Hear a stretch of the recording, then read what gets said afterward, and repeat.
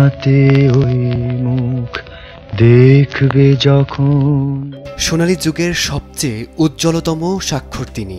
অভিনয় কিংবা আদর্শ নায়কের প্রতিচ্ছবি, নানা মাত্রায় রূপালী পর্দায় মুগ্ধতা ছড়িয়ে ঠাঁই নিয়েছেন স্বপ্নের জগতে।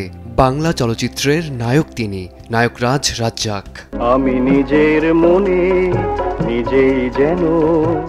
ল্যাম্পপোস্টের নিচে রাত কাটানোর গল্প থেকে ঢাকাই সিনেমায় রাজত্ব।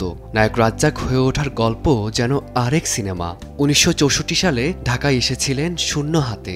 বাঁচার তাগিদে টিভি নাটকে ছোটখাটো চরিত্রে মাত্র 60 টাকা মজুরি দিয়ে শুরু। নানা চড়াই উতরাই পেরিয়ে এর পরের গল্প কেবলই বিজয়ের। নীল আকাশের নিচে আমি। এক্সট্রা থেকে জহির রায়হানের বেহুলা ছবির নায়ক। এই পথচলাই বদলে দেয় তার জীবন। এরপর নীল আকাশের নিচে, রংবাজ, অশ্রু দিয়ে লেখা, ওরা 11 জন, অসংখ্য চলচ্চিত্রে ববিতা, কবরী কিংবা শাবানার সঙ্গে জুটি বেঁধে একের পর এক সাফল্যে তিনি হয়ে ওঠেন স্বপ্নের নায়ক।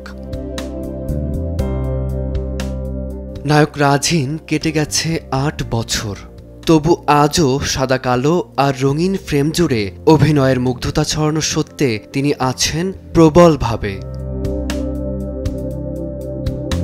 ফারদিন মাঝার, সময় সংবাদ।